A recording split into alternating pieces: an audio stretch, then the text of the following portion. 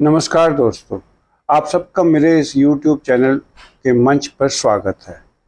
आज का हमारा विषय डिस्कशन का है उन मरीज़ों के लिए जो या खुद डायबिटिक हैं या जिनके परिवार में कोई डायबिटीज़ का मरीज़ है कि क्या वो इलाज सही ले रहा है या नहीं ले रहा। ये जानना बहुत ज़रूरी है क्योंकि दो किस्म की बीमारियां होती हैं।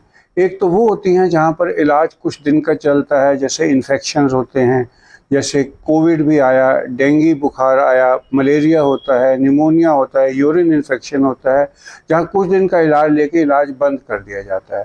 और दूसरी वो बीमारियाँ होती हैं जैसे ब्लड प्रेशर है, डायबिटीज़ है, हार्ट की बीमारी है, अस्थमा की बीमारी है, जहाँ जीवन भर इलाज लेना पड़ता है। इसलिए ये जानना बहुत आवश्यक है कि मेरे को जो दवा चल रही है क्या वो उचित है या उचित नहीं है। सबसे तो पहले हम देखेंगे कि मोस्ट ऑफ द डायबिटिक मरीजों को बीच में चलन आया था, स्टैटिन दी जाती थी।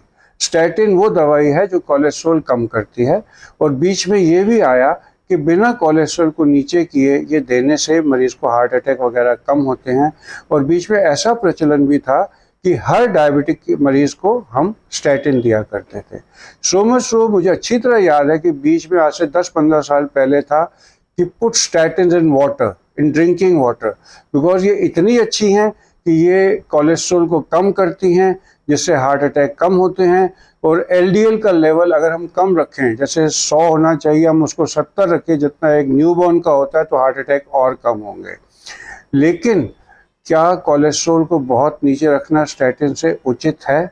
ये एक बड़ा इम्पॉर्टेंट सवाल है, क्योंकि बीच में आया कि स्टैटिन्स जो हैं ये कंट्रोवर्शियल भी हैं बिकॉज इनसे शुगर बढ़ जाती है। क्या आपकी नॉलेज में है कि स्टैटिन लेने से जुपिटर ट्रायल में 80% मरीज जो कि डायबिटिक नहीं थे, जिनका फास्टिंग ग्लूकोज इम्पेयर्ड था, वो डायबिटिक कन्वर्ट हो गए। और ये छोटा मोटा ट्रायल नहीं था, इसमें 17,000 पेशेंट से ऊपर पेशेंट लिए गए थे।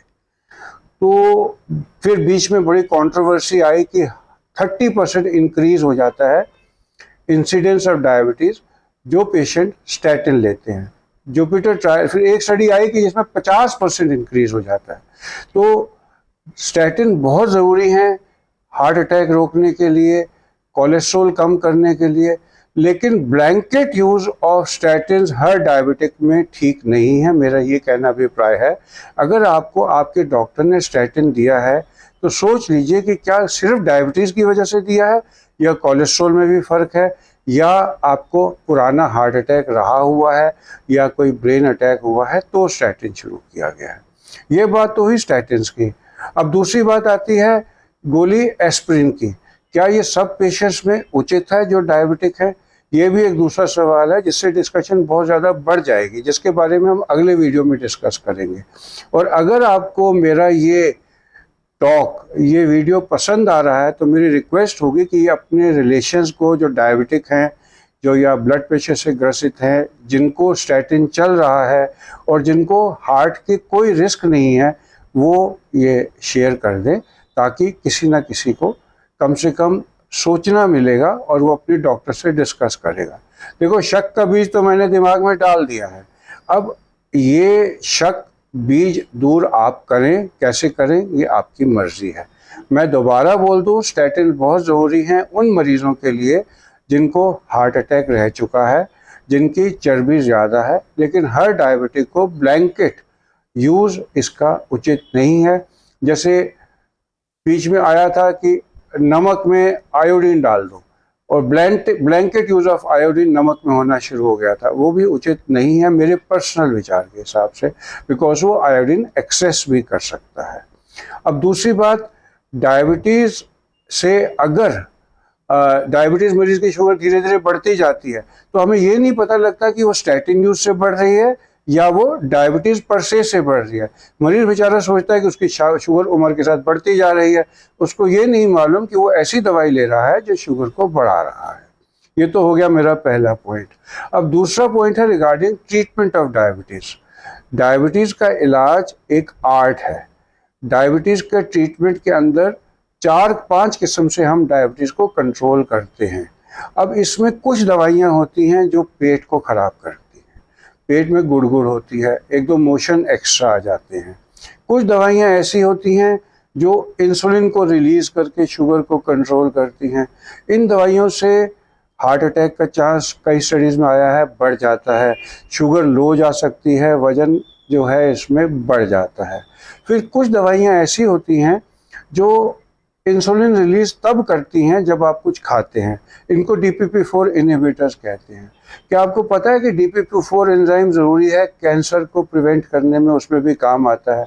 और कैंसर जिन पेशेंट्स को रह चुका है उसमें कुछ स्टडीज़ आई हैं जो कहते हैं DPP-4 इनहिबिटर्स को अवॉइड किया जाए, जिसके ऊपर नॉलेज अभी भी लिमिटेड है इवन मेडिकल फील्ड के अंदर।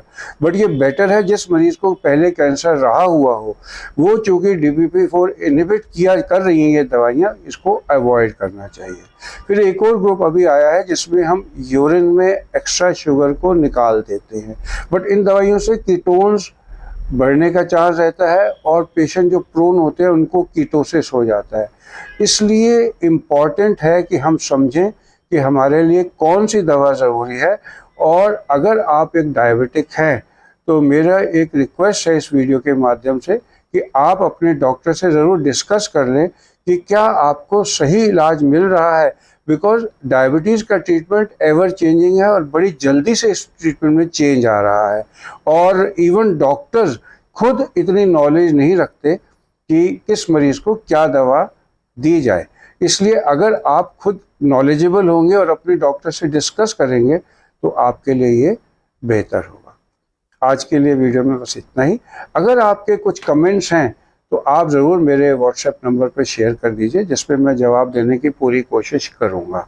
और अगर आपको मेरे वीडियो से कुछ सीखने को मिला तो प्लीज़ इसको लाइक कर दीजिए, अगर पसंद नहीं आया तो डिसलाइक कर दीजिए बेशक, ताकि मैं सीखूँगा।